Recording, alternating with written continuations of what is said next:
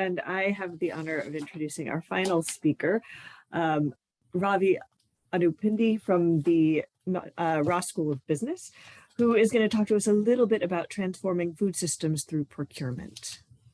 Thank you to the organizers. Thank you, Lily, for inviting me to be part of this great event. And thank you, Margaret, for introducing me. I also would like to thank Leslie for her presentation, also making the plug. And as the talk progresses, I'll try to connect her talk with where I'm going. Now, you may wonder why I'm showing a T-shirt with Michigan logo in a session that is related to food. So bear with me a little bit, such brief digression here about what role universities play in the procurement system. So this is, and I'm sure many of you have similar products that you buy at MDen. This is what we would call a licensed product. So as a university, we license our logo, whether it is the big block M or the name Michigan, on products that are made by various companies. It could be Nike, Columbia Sportswear, Patagonia, or anybody else. One of the big concerns for universities like us and many other universities across the nation is, how do we know that the companies that produce these products are actually treating their labor force, they're honoring labor standards and human rights in the supply chains that produce these products. So I happen to chair an advisory committee to our president, which is called Presidential Advisory Committee on Labor Standards and Human Rights. And one of the core operational mandates is to ensure that the companies we do business with actually honor labor standards and human rights in the supply chains that produce these logoed products. And we are not alone, excuse me. More than 140 universities have come together on these issues. And many of us work with two external organizations called the Fair Labor Association in DC, as well as the Workers' Rights Consortium. So that's kind of the big, brief backdrop of university engagement and collective action through our it's licensing, not very directly procurement. And one argument is our brand is at risk and therefore we engage, but there's also a way to kind of talk about using collective action of institutions to bring about change in the upstream supply chain. So as I started engaging in this committee, I wondered, tomato. Well, I wonder how many tons of tomato University of Michigan buys, and that goes into the food systems in the university. The only difference is the tomato doesn't have a Michigan logo on it. So, and it's not just tomatoes. If you expand, I'm using tomatoes as an example to think about food and even non-food items, think about electronics, et cetera. So that's kind of the broader scheme of things that I started to think about, looking at the entire procurement system of our university. And through our purchasing dollars, what influence can we have in bringing about change? So let me focus on food here. And many of you're familiar with some of these facts in agriculture. It's a huge industry, $1 trillion industry, employs about close to 20 million people, which is about 10% of all employment in the United States. It's a big export-oriented industry. And farming accounts for about 1% of the gross domestic product that we have. But the other reality is, yes, we have large industrial farmland, but 99% of the 2.1 million farms that dot America's rural landscape are actually operated by families or small families. And in terms of, if you think about procurement, the dollars that we pay, for every dollar of spent, only 16 cents go to the farmers and ranchers that we spend at home or away from home. So that's kind of the just general context of the agricultural industry. There was a beautiful Lancet report out a few years ago, and that talked about other impacts of industrial agriculture and industrial food production, and some of which, for example, Kendrin talked about the health and nutrition impact of food, but agriculture, in Leslie's talk, she talked about agriculture as a leading source of air and water pollution. Here I'm showing agriculture, the 41% in the poll that you picked up was the entire food system. And of course, pollution in the water systems, et cetera. So these are impacts of industrial agriculture. But the impacts are not just there. About 80% of all the antibiotics consumed in the United States actually doesn't go to a human being, it goes to livestock on factory farms. So giving rise to a huge amount of antibiotic resistance, how we treat animals, but not only that, how we treat people who actually produce the food for us. So the issues of worker health and well-being also becomes very important. There are stories galore in terms of what our food system does, how it treats our people who produce the food for us. Mexico's field children toil to harvest crops that make it to the American tables. You have human trafficking, modern day slavery in global economy in the food industry. You have poultry processing workers still face high number of injuries. Conditions at Tyson plant in Sedalia, you can see this, it's state second largest, is a window to workers facing industry-wide issues. And we as American people have really not spoken out for the workers in the same way we have spoken out for the animals. So what I'm bringing to the equation here is not just about thinking about the planetary impacts of food production, but also the impact on the people who produce the food for us. Here is some more statistic. If you look at the food chain and injuries that you see, injury and illness, if industry-wide across the US, the injuries per 100 is about 2.8. Farm workers, food processors, warehouses, truckers, and food service are really much, much higher compared to the industry average. And these statistics have gotten even worse during the pandemic. So that brings me to what are some of the initiatives at the University of Michigan, and Leslie spoke about several of them. So clearly there are lots of student groups, and this particular organization, SFSI, that's hosting this is doing a lot of work in this area and engaging the community. Leslie mentioned about Michigan Dining. Michigan Dining has done a lot of work, great work under leadership of Steve Mangan. This is a little bit dated. University of Michigan Sustainable Food Guidelines outlines, some of the criteria around how we procure food. Most of them are around environmental issues and local food. And as Leslie mentioned, but University of Michigan Dining is not the only way food comes to campus. There are many other channels through which food comes to campus. And yet, if you look at the sustainable food purchasing goals that the university had outlined several years ago, it was only Michigan Dining that had embraced that and nobody else. So we cannot just have campus dining embrace this and not have others. And it's we need to get them to engage also in the journey of sustainability. And the recent that Leslie has been part of, the Carbon Neutrality Commissions, this is an interesting graphic about high-stake diets.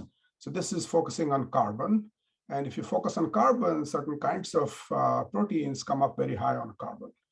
But if you think about just focusing on carbon is not enough, because if you want to do protein substitution, go from, let's say, carbon to poultry, well, poultry is the most notorious industry when it comes to accidents, processing industry in terms of labor violations, etc. So we have to be careful that we are not jumping from a fire to a frying pan. And this is where the conversations I've been having is that we need to have a much more holistic approach to how we think about food procurement, and holistic in the sense that we need to look at not just the carbon footprint, but also look at labor issues in the supply chains, animal welfare issues, etc. If you poll the students, what do they care about? Students care a lot about human rights concerns that are, the human rights concerns that are of greatest concern to students are child labor, human trafficking, unsafe working conditions, forced labor, sexual exploitation. Interestingly, and this is something that we had done a project earlier, procurement areas of greatest student concern, logoed goods, the Michigan logoed shirt that I showed you is obviously at the top concern, but food is the next biggest one. I strongly believe that food is a very important commodity through which we can bring not only transformation, but internally in terms of using it as a vertical to educate our community around sustainability broadly defined, because food is something that all of us eat at least twice a day, if not more, and we will eat for the rest of our lives. How many times will we buy a logoed product? Hopefully more often, but not as often as we eat. So we've been doing a lot of work in this area, with the we meaning not me personally directly, but through the committee that I chair. We have a research education mandate. Leslie mentioned about a sustainable food procurement by institutions conference. We hosted the first one in 2019. We are planning the second one in fall 2022. In between, we have done a lot of research with students engaging around various issues concerning labor standards and human rights in not just University of Michigan's food purchasing, but broadly about looking at the food system and how do we think about the role universities and institutions can play. So my hope is that just like we did for licensing, where 140 universities came together, I think that coalition needs to be built. My hope is that as universities, not just us, we will take a very holistic approach, and that requires a few steps. We need to clarify what our value system is. Those value systems need to be codified in a code of conduct.